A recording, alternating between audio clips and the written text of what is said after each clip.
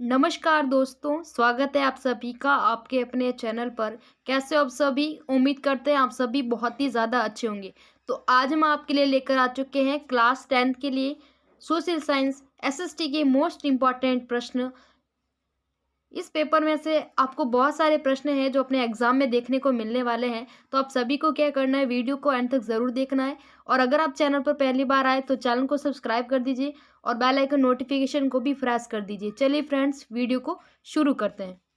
तो यहाँ पर आपको सर्वप्रथम अपने जो प्रश्न हैं सेक्शन ए यानी कि कर देखने को मिलते हैं, जिसके अंदर आपको मल्टीपल चॉइस प्रश्न जो आपको देखने को मिलते हैं। जिसके अंदर पहला प्रश्न है, नेपोलियन संहिता कब लागू की गई थी?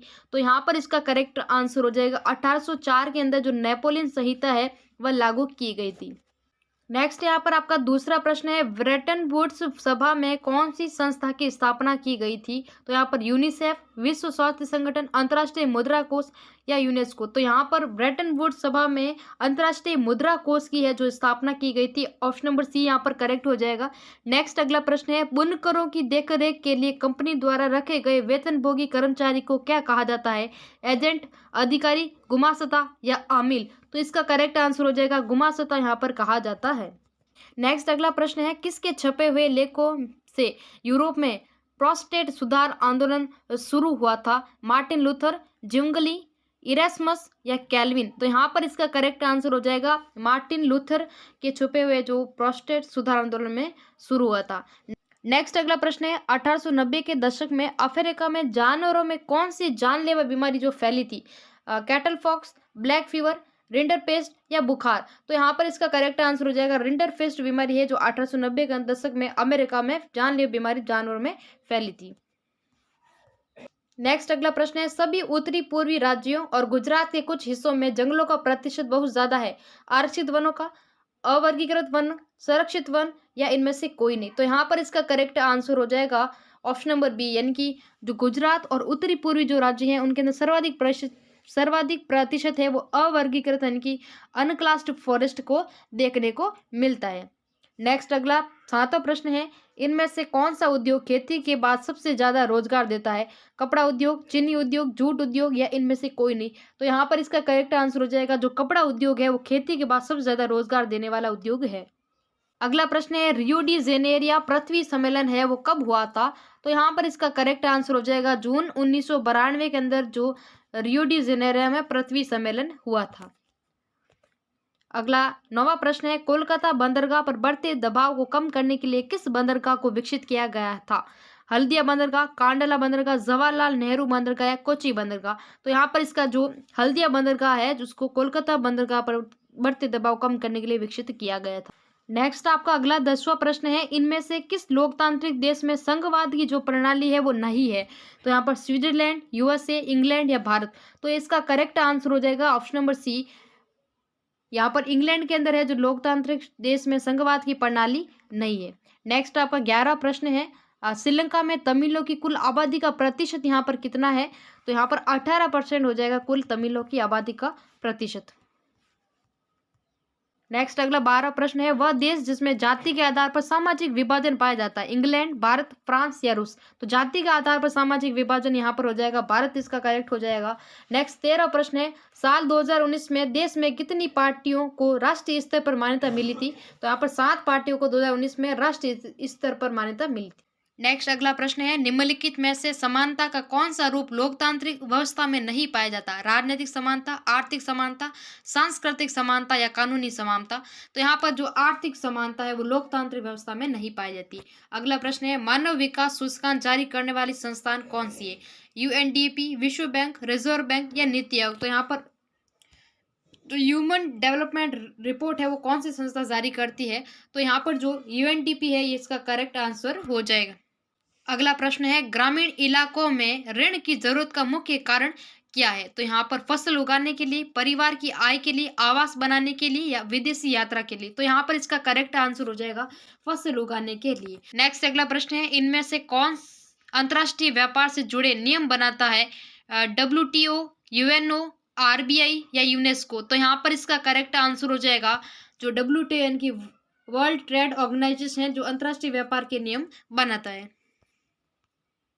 अगला 18वां प्रश्न है, वस्तुओं को गुणवत्ता चिन्ह प्रदान करता है भारतीय मानक ब्यूरो, सरकार, उपभोक्ता इंटरनेशनल या भारतीय खाद्य संस्था। तो यहाँ पर करेक्ट आंसर हो जाएगा भारतीय मानक ब्यूरो है, वो वस्तुओं को क्या करती है, गुणवत्ता चिन्ह प्रदान कर। नेक्स्ट यहाँ पर दूसरा प्रश्न है, फिल इन द ब्लैंक्स, रिक्त स्थान की पूर्ति करना है, जिसके जैसे कि प्रश्न है, बिस्मार्क ने रिक्त स्थान के एकीकरण में एक प्रमुख भूमिका निभाई है। तो यहाँ पर इसका करेक्ट आंसर हो जाएगा जर्मनी के एकीकरण में महत्वपूर्ण भूमिका निभाई है।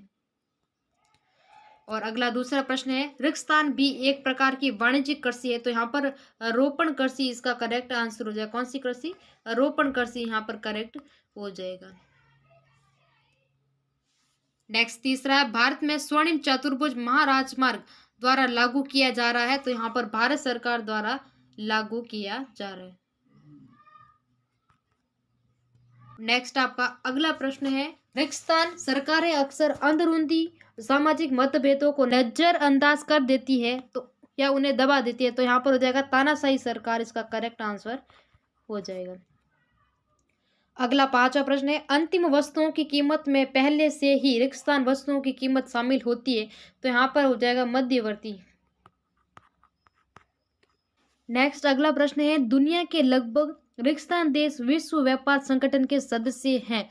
तो यहाँ पर 164 जो देश हैं वो WTA के क्या है, सदस्य हो जाएंगे। नेक्स्ट आपका यहाँ पर तीसरा प्रश्न अति लघुरात्मक प्रश्न है जो शुरू होते हैं, जिसके अंदर पहला प्रश्न है, महाराष्ट्र के 2 महिलाओं के नाम बताइए जिन्होंने में ऊंची जाति की महिलाओं की दयनीय जीवन के बारे में लिखा है। तो यहाँ पर हो जाएगा ताराबाई शिंदे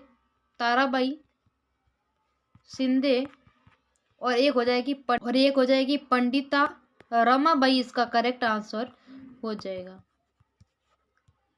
नेक्स्ट आपका दूसरा प्रश्न है, भारत में पहली प्रिंटिंग प्रेस कहाँ लाई गई थी। तो यहाँ पर इसका करेक्ट आंसर हो जाएगा गोवा। और नेक्स्ट तीसरा प्रश्न है, कितागावे उतामारे कौन थे, ये आपको लिखना है। तो यहाँ पर ये हो जाएगा जापानी कलाकार, क्या था, जापानी कलाकार यहाँ पर करेक्ट हो जाएगा। और नेक्स्ट आपका चौथा प्रश्न है, इस्तेमाल होने वाले कच्चे माल के स्रोत के आधार पर उद्योगों को यहाँ पर आपको प्रकार बताने। 5वां प्रश्न है, जंगलों में मिलने वाली 2 चीजों के नाम बताना है। तो यहाँ पर एक तो हो जाएगा लकड़ी और ये क्या हो जाएगा, शहद। यहाँ पर जंगलों में मिलने वाले चीजों के नाम हो जाएंगे।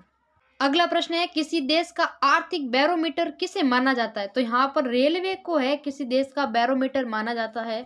और नेक्स्ट आपका अगला प्रश्न है, गृह युद्ध से आप क्या समझते हैं, इसको आपको बताना है। और अगला प्रश्न है, 2011 की जनगणना के अनुसार अनुसूचित जनजाति की आबादी का प्रतिशत यहाँ पर बताना है। तो 8.6% हो जाएगा जो अनुसूचित जनजाति का प्रतिशत। अगला प्रश्न है, पारदर्शिता क्या है, ट्रांसपेरेंसी के बारे में आपको बताना है। और मांग जमा से क्या अभिप्राय लिखना है, निवेश से क्या अभिप्राय है, ये आपको बताना है। और एक प्रश्न है, अगर आपको बिजली का सामान खरीदना है तो आप उस सामान पर गुणवत्ता के लिए कौन सा लोगो या निशान देखेंगे। नेक्स्ट आपका यहाँ पर सेक्शन बी शुरू होता है, जिसके अंदर लघुरात्मक प्रश्न आपको देखने को मिलते हैं।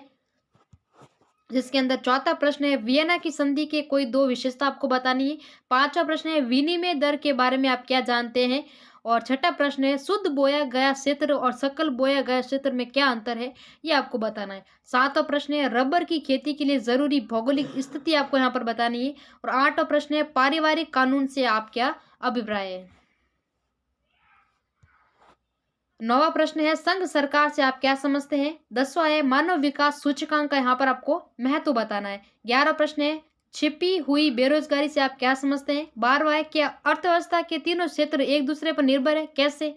और 13वां है, भारतीय अर्थव्यवस्था पर वैश्वीकरण के 2 ऋणात्मक प्रभाव यहाँ पर आपको। नेक्स्ट यहाँ पर सेक्शन सी शुरू होता है, जिसके अंदर दीर्घ उत्तरीय प्रश्न है। जिसके 14वां प्रश्न है, बुनकरों और गुमास्तों के बीच झगड़े का क्या अवसर हुआ, ये आपको बताना है। अथवा में आप दूसरा भी कर सकते हो, ईस्ट इंडिया कंपनी ने भारतीय सूती उद्योगों को कैसे बर्बाद किया, ये आपको बताना है। 15वां प्रश्न है, बांध क्या है, इन्हें बहुउद्देशीय परियोजना क्यों कहा जाता है। अथवा में आप कर सकते हो, छत वर्षा जल संचयन की विधि कौन सी है, वो बतानी है।